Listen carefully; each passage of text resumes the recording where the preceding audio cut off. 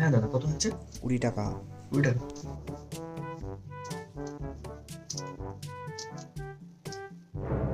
আরে, আমি তো কালকে 1500 টাকা রেখেছিলাম, এখন শুধু 500 টাকা।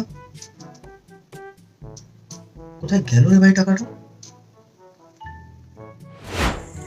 ওয়াও! এই ইয়ারিংসটা তো দারুণ। এটাই অর্ডার করি। কোথায় চলে গেল টাকাটা? দেখতে হবে, দেখতে হবে। কি ফোন করি, ফোন করে জিজ্ঞেস করি কোথায় গেল টাকাটা।